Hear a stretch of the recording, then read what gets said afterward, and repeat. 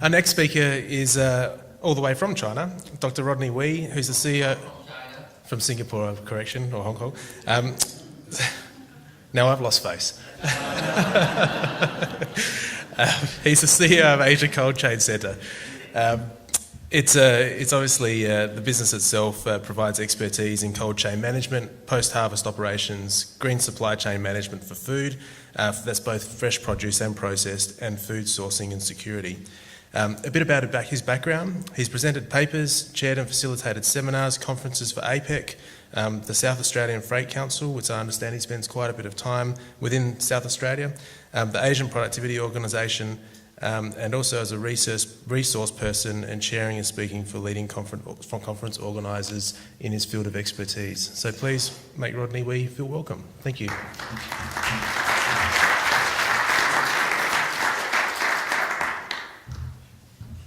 I'm wondering whether or not I did the boo-boo. I made him lose face. But thanks for listening to me, and thank you, Osvej, for having me around. We had so many people here talking purely on China, so I'm going to give you the Asian perspective that includes China. And that will give you an opportunity, because I spoke to some of you this morning, and some of you came up with, I also export to other countries as well. I do Thailand, I do Singapore, I do Malaysia as well. So let me give you a supply chain view with the value added and what you are up against. I think that's fair.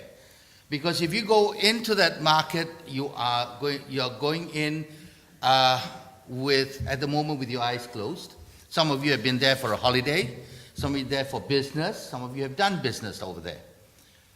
My part is going to be very simple. I'm going to give you what's happening, because my territory is from Japan all the way to Iran.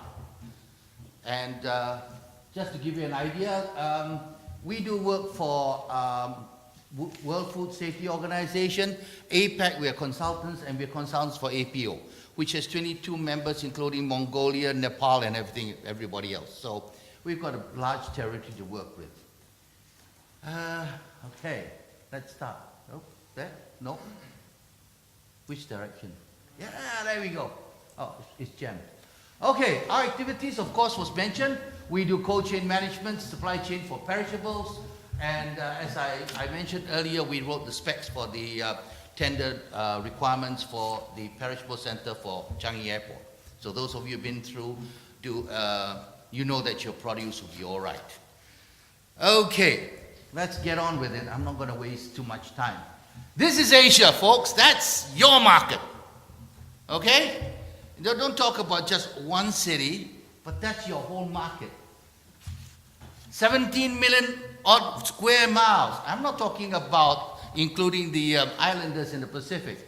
47 countries, over 4 billion people, China 1.3. India is screaming and saying, we're catching up, we are 1.2.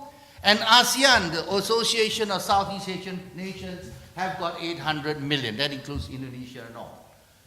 And our problem, and will always be a problem, is how to feed our people. And that is on every government's mind.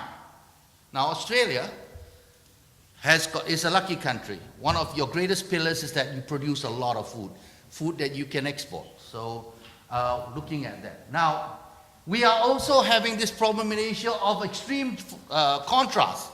Part of it would be backwards like that, okay, and the other extreme with that. Same country. The first two pictures are of Korea, okay. This is the Philippines, the inter-island group, and you travel by that. This is a highway in Malaysia, which looks like a giant car park at peak hours, which it is, all right. And in Vietnam, you are still moving things around in a little motorized mover and a bit of a cart behind. In India, you can't get anywhere. So any of you who have been to India, you know what I'm talking about. I survived India again in January without getting food poisoning, so it's good. And produce, this is what you're up against. Now, you've got fantastic produce, no question about it. But produce comes from this type of environments, okay? That's down in East Java, an area called Malang, up in the mountains. They're harvesting at 1 o'clock in the afternoon. This is the wholesale center up in one of the towns in Vietnam. This is what it looks like. So it's still quite, if you like, in Australian standards, primitive. All right? But they move on. And on the other extreme, you're looking at high tech. We're talking about tissue culture in Vietnam. We're looking at plantlets. There are people actually plant for you veggies from the seeds to little ones, and then you pass them on to the farmers. To supermarkets that look like this, to plastic greenhouses. Okay, so it's quite extreme. And look at their supermarket packaging. They've gone to advanced things. What is driving this is actually exports. And they're exporting not to you, they're exporting to each other. Okay? They're exporting to each other. And they've already thought about how to package. So I'm glad VC was around to give you an idea about packaging, because that will give you a competitive edge. Right? And the challenges in Asia, it's all about logistics and transport. Wide area like China, huge. Infrastructure that's still being developed. Roads that are still being developed. Trains that, tracks that only go certain places. And airports that are a virtual nightmare, some of them. Okay? But there's good view. Aust aid, US aid, Danish aid, Japanese aid, they're going into Asian countries, all the developing countries. And so you are seeing infrastructure being improved, which means that your distribution will improve as well. The problems of your supply chains, if you want to go into those markets, is great distances and complicated routing. Right? Different modes of transport and the different people they're going to handle it. In India, anybody here exports to India? No? You wouldn't want to do it, but it's a challenge in itself. Okay? We've got big companies like the pharmaceuticals. I won't name names because it's a bit embarrassing. You're a big company, you come into India, you say, I'm going to send my vaccines out. Oh, that's great, yeah. Well, you've got to deal with Mr. So-and-so. He's the importer. He looks good. He's the prospector. He gets the first cut, right? So he's the importer. And then he passes on to the wholesaler, which he must appoint. And then it goes on to the retailing group, which again must be appointed. And everyone must make a certain percentage. If not, it won't work. You can't get it. And that's different from each state. So you have an idea how things work in each of those countries. Right? Frequent handling, staging, and storage. Many stages, customary and traditional and cultural issues. All right? And the mindsets that they have of doing it. Oh, my grandpa did it, my great-grandpa did it, and now I'm doing it that way. Packaging, tracking, inventory control. All this has got to be done. The University of Hong Kong has come up with the latest thing. I mean, they are also one stage they are backward, and the other stage they are very modern.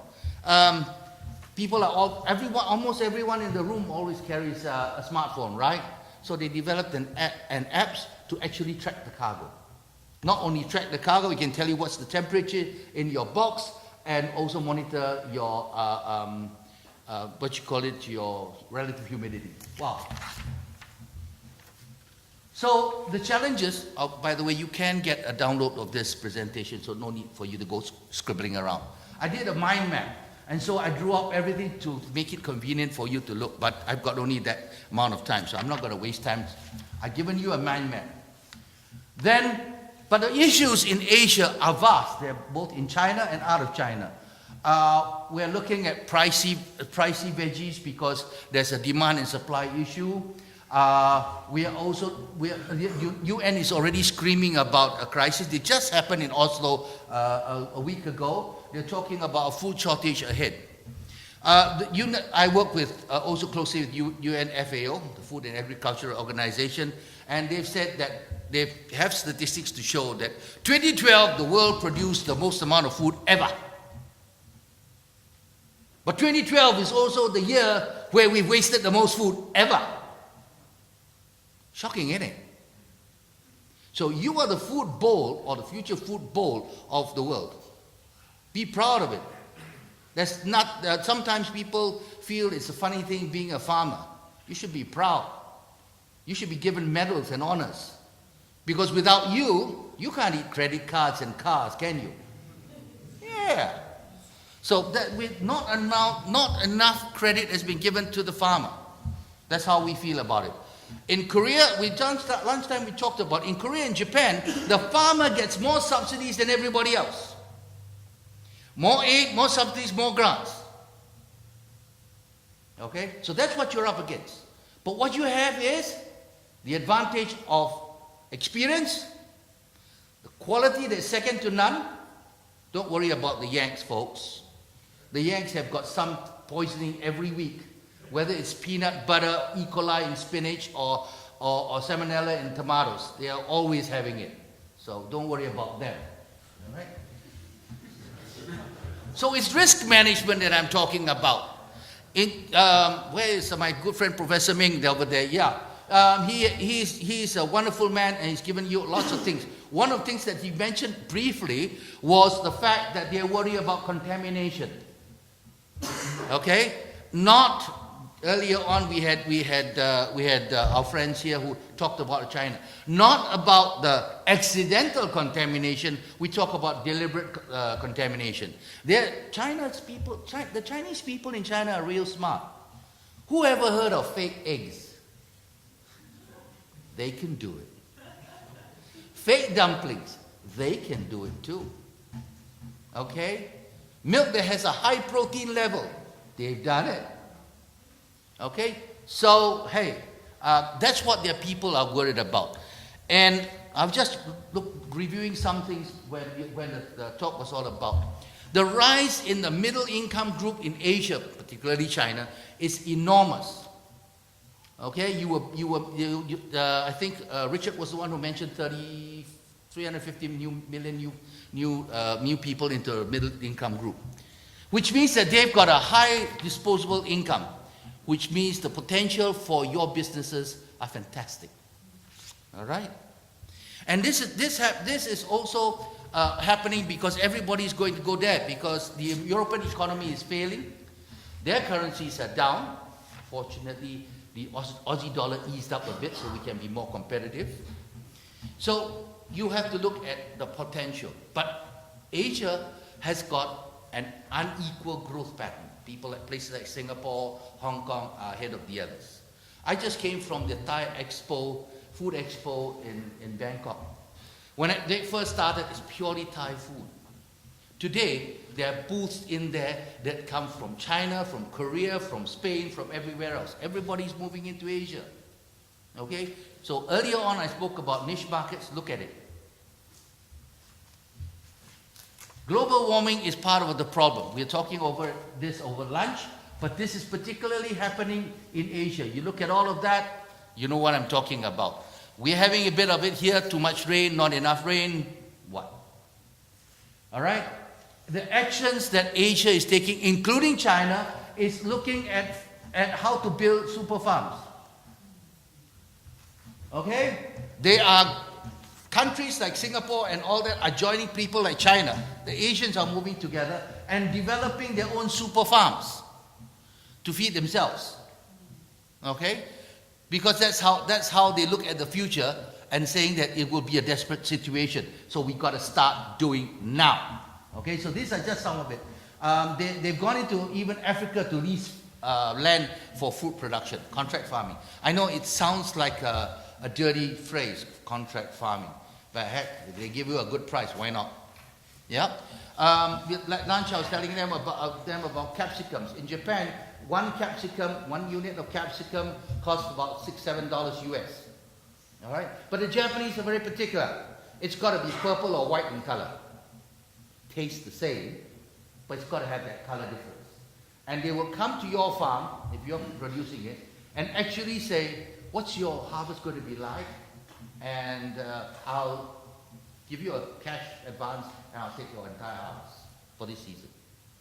And that's what they will do to you, okay? To ensure that they've got supplies for their supermarkets and for everybody else. This is Singapore. Singapore is a nice little country. How many of you have been to Singapore? At least flying through. Virtually almost all. Even if you stop over at Changi Airport, you've been, all right? It's that little island that's 22 kilometers by 44 kilometers. Nothing much. Not enough land for farming. What have they gone to? They're now doing vertical farming. That's how desperate things are. I wouldn't say things are good. It's quite desperate if you have to do it this way. All right? But that's what they want to do. They got to have technologies to help them out in the lack of land for them to produce food. Okay? So you have to go into the marketplace. You had Chinese lessons earlier on from Trevor. Yeah? Now you got to look at your quantity of products per lot size. Some of you produce different lot sizes. Earlier I spoke about herbs. We talk about your 100 grams, half kilo, 300 grams, whatever it is you want to do. We've got a market, for example, for pomegranate. Just the drills. In little 50 gram cups. And some people are making money out of it. All right.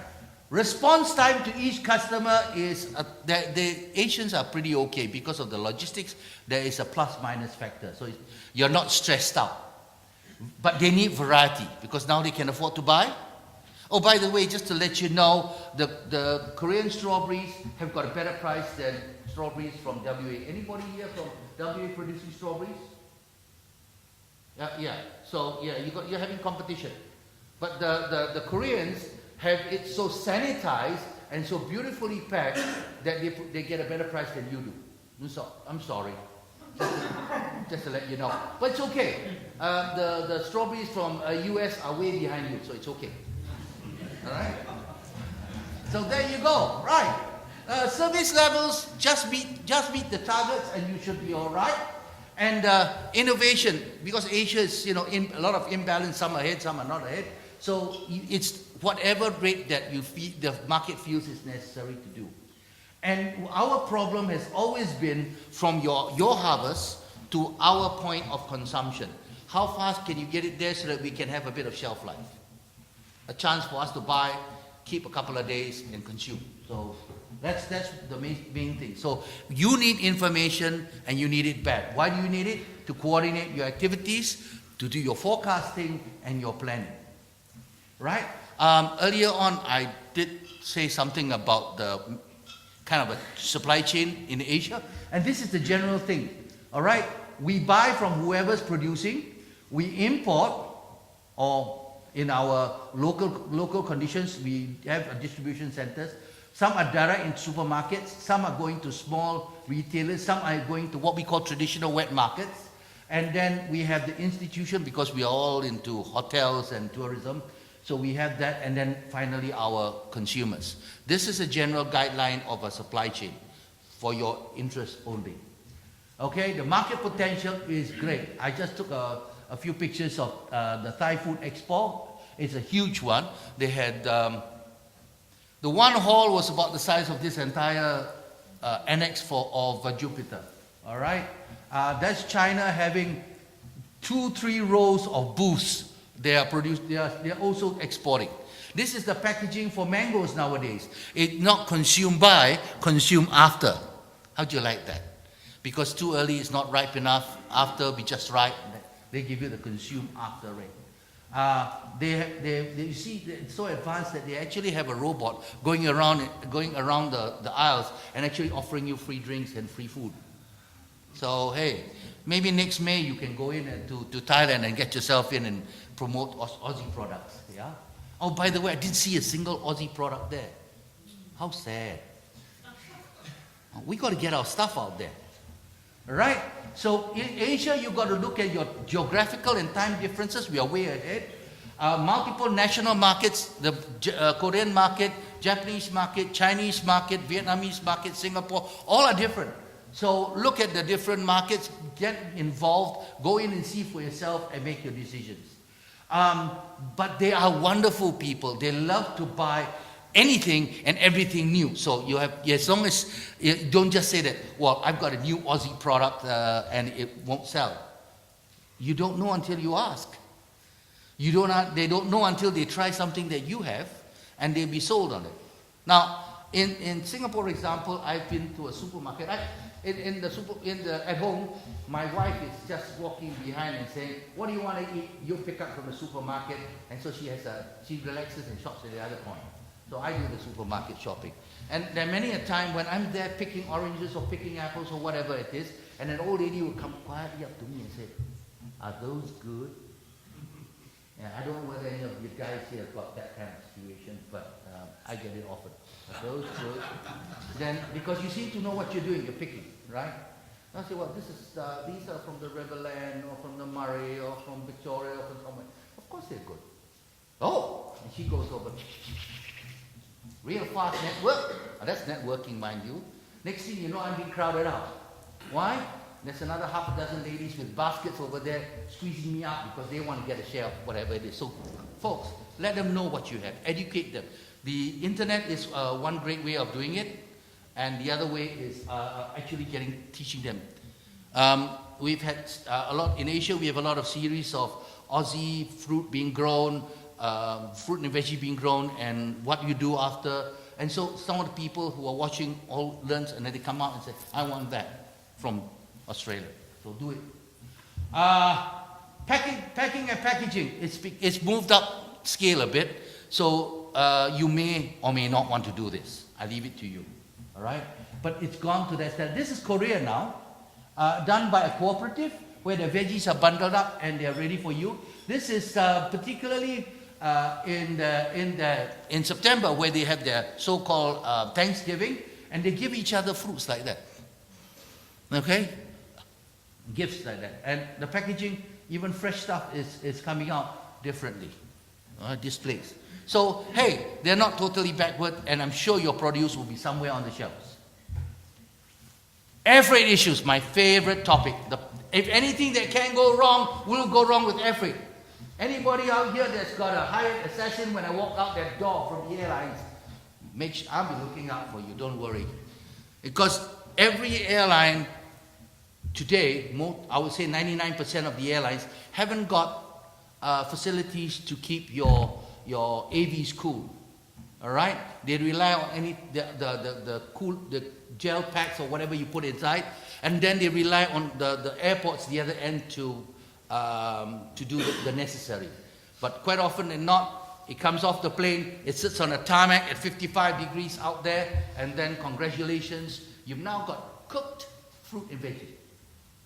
Ready cooked, maybe. You have to change the thing from fresh produce to ready cooked.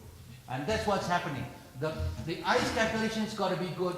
You're on tarmac time, and if you're going to a third country and you're hubbing at either Singapore or Hong Kong or anywhere else, consider all the other aspects of time, the time and space.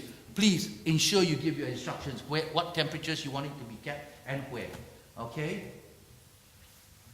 Make sure your partners comply with those requirements, that they have a network of proven distribution in transport and logistics. They can accommodate. They've got their, a plan B and C built in. They are creative in the sense that, not the other kind of customs creativeness that Jason warned you about.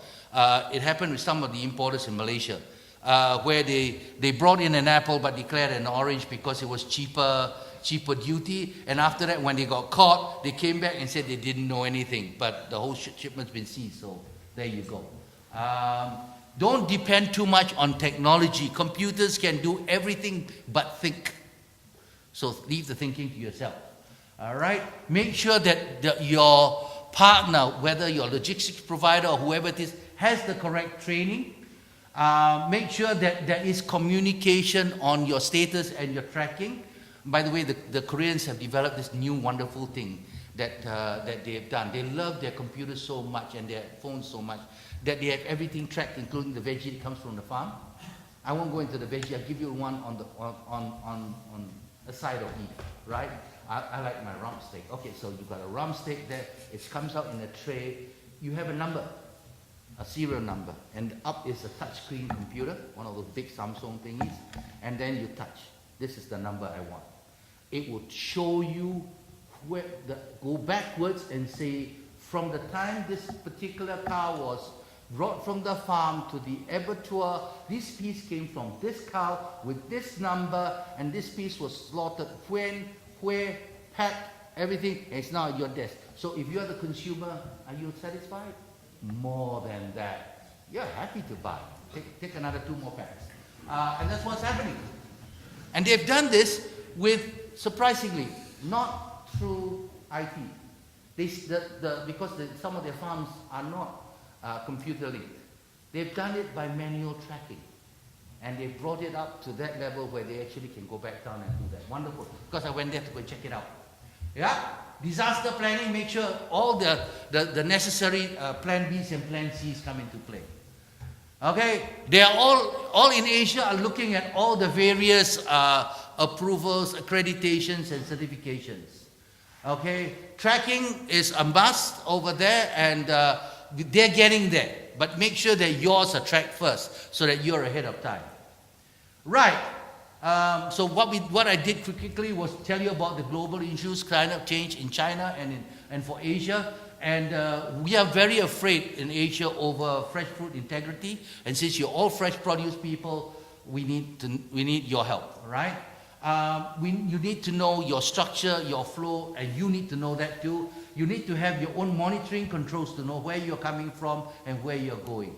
The right kind of packaging, that includes one-way, breathable packaging, atmosphere control. Right now, there have been the Japanese universities experiment on 1 MCP environment control packaging, etc., for longer lifespan for things like persimmons. And make sure that all these logistics and transports are in place, and make sure that the people know how to handle it. This morning you were talking about people throwing. Dr. Hans was talking about people throwing the packs up. Make sure they know how to handle food properly. Okay? Thank you very much.